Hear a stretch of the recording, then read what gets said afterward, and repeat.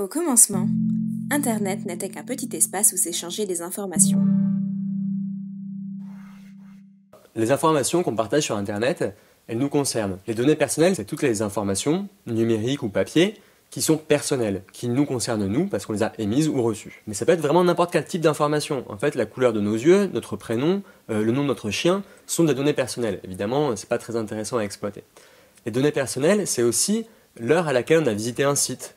Combien de pages différentes on a regardé sur ce même site, et après, sur quel autre site on est allé. Les données personnelles ou à caractère personnel sont quelque chose d'extrêmement collectif, parce qu'ils nous racontent par exemple non seulement qui nous sommes, où nous habitons, ce que nous faisons, mais aussi ce que nous aimons, ou alors où nous allons avec les autres, ce que nous faisons avec les autres, ce que nous pensons des autres. Finalement, ces informations à caractère personnel sont des choses extrêmement collectives, des entités qu'on partage ensemble.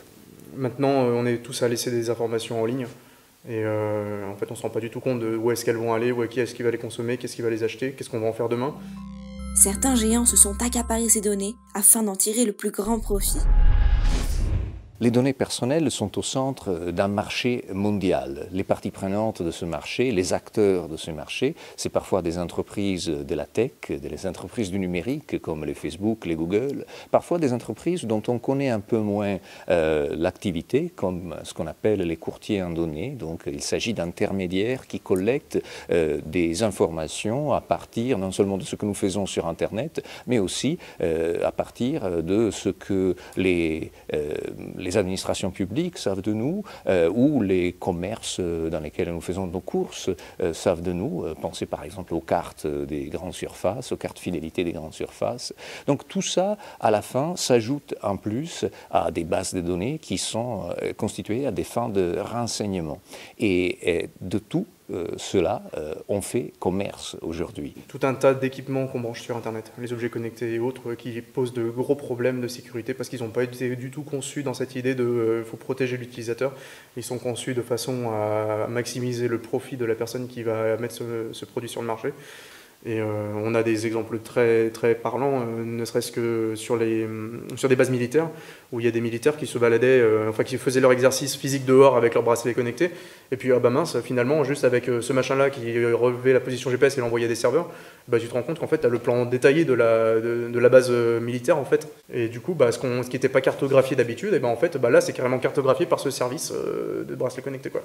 Le modèle d'affaires des plateformes numériques aujourd'hui est basé sur ce qu'on appelle un marché multiface. Marché multiface veut dire que vous n'avez pas seulement des producteurs et des consommateurs, mais vous avez différentes catégories d'usagers. Et ces usagers payent des prix différents. Certains payent un prix nul, donc ils ne payent pas. Donc c'est penser par exemple à tous celles et ceux qui se servent d'un moteur de recherche comme Google. D'autres, par contre, payent un prix positif. Pensez par exemple aux annonceurs qui achètent les données de ceux qui font des recherches sur Google. Et d'autres, à la limite, ont même un prix négatif. Prix négatif veut dire qu'ils sont payés pour utiliser des plateformes. Et là, pensez par exemple que c'est aux chauffeurs de Uber, aux livreurs de Deliveroo. C'est ça, c'est ces différentes catégories et surtout cette architecture des prix qui fait les modèles d'affaires des plateformes aujourd'hui. Une fois que Google et Facebook ont amassé toutes ces données sur nous, ils vont vouloir en tirer le plus grand profit, mais d'abord il faut traiter ces données. À l'état brut, elles ne révèlent pas beaucoup d'informations sur nous, pas d'informations rentables. Donc il faut un peu comme un diamant qu'on va tailler ou comme de l'or qu'on va extraire, les trier. Et ça demande du travail considérable. Ils espèrent un jour pouvoir faire ce travail-là via des intelligences artificielles, mais qui aujourd'hui, et peut-être pour toujours, dépendent de travail humain considérable. Énormément de personnes, des centaines ou des milliers de gens, qui sont la plupart du temps exploités dans des conditions de salaire ou de travail déplorables, et sur lesquelles en fait repose l'intelligence de Facebook, de Google ou d'Amazon. Le digital labor, on peut le traduire en français comme le travail du doigt, le travail du clic.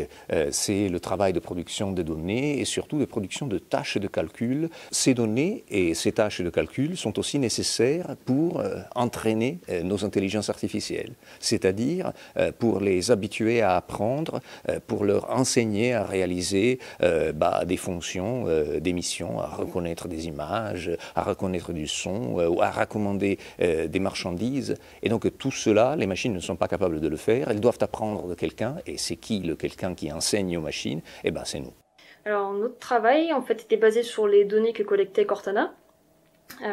Donc quand les gens s'adressaient à Cortana, elle l'enregistrait, collectait ça, et Microsoft envoyait toutes les données à la compagnie pour laquelle je travaillais.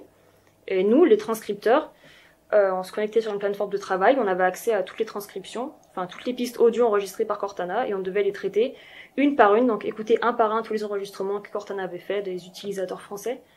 Un texte s'affichait qui nous montrait ce que Cortana avait compris, et on devait corriger toutes les fautes qu'elle avait pu faire, que ce soit de compréhension, d'orthographe ou de grammaire, et en plus de ça, on devait mettre des tags qui signalaient les événements sonores qu'il y avait dans l'enregistrement. Pour exploiter nos données personnelles, pour faire de la publicité ciblée et influencer nos comportements économiques, il faut être autorisé par la loi. Et en fait, la loi, par principe, elle n'autorise pas ça. La surveillance à fin commerciale, c'est pas quelque chose qui est autorisé. Et pour pouvoir faire cette surveillance, les entreprises vont demander notre consentement. C'est la seule façon qu'elles peuvent faire ça légalement, c'est avec notre accord. Et évidemment, comme on le voit, ce consentement, il est arraché. Il est en fait fait dans des conditions forcées. Si vous allez sur Twitter ou Google, vous êtes obligé d'accepter une surveillance à fin économique pour utiliser les services. Des services qui pour beaucoup de personnes sont indispensables parce que Facebook aujourd'hui, en partir par exemple, c'est se couper de beaucoup de personnes, notamment des collègues professionnels ou des amis ou de la famille. Et ça, c'est une façon de nous forcer notre consentement que de brandir la menace, de nous couper de ces relations-là si on n'accepte pas à cette surveillance économique. Ton téléphone, en fait, il en prend en permanence des données. La plupart du temps, ça va être sous prétexte de faire un backup ou de te fournir des services en plus. Tu vas avoir des données de localisation qui vont partir, tu vas avoir des contacts qui vont partir, etc. Encore plus si tu choisis mal tes applications, où là, tu vas prendre des applications qui demandent une quantité de permissions.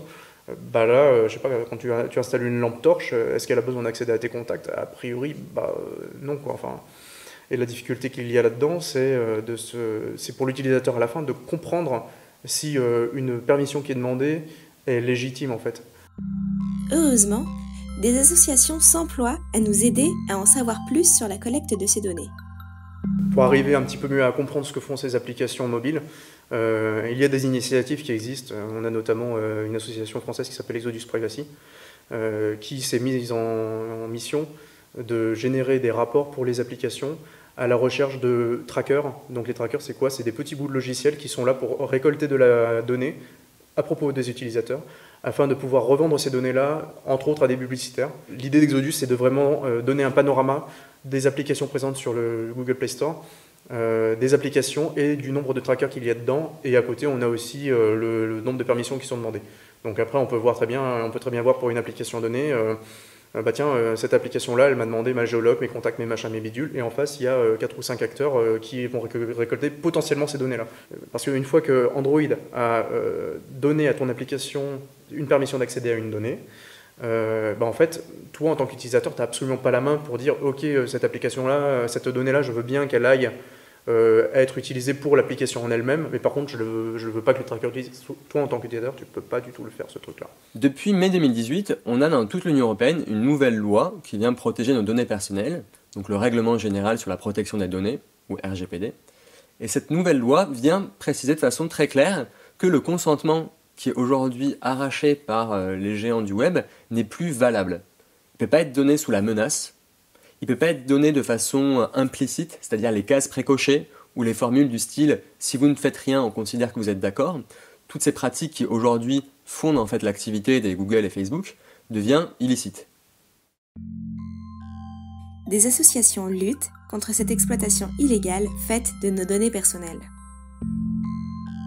C'est vrai qu'on peut se sentir impuissant face à ces géants qui depuis des années violent nos libertés, violent la loi et que personne ne semble arrêter. Alors on peut avoir envie de se protéger individuellement, et pour ça il y a des bons outils. Par exemple, le bloqueur de traceurs, uBlock Origin, est assez efficace pour repousser, pour nous protéger un peu sur Internet. Mais nous on pense à la Quadrature que, avant toute chose, il faut essayer de se défendre collectivement. Et si possible en essayant de faire appliquer cette nouvelle loi qui devrait être avantageuse. C'est pour ça qu'en mai dernier, on a fait des plaintes collectives contre Google, Apple, Facebook, Amazon et Microsoft, qu'on a réussi à réunir 12 000 personnes pour saisir la CNIL et faire appliquer la loi. Et espérer que d'ici 2 ans ou 3 ans, on ait une sanction qui enfin montre que collectivement, on peut repousser ces géants. Mais pour être sûr de l'utilisation qui est faite de nos données personnelles, le mieux est encore de garder la main sur celles-ci.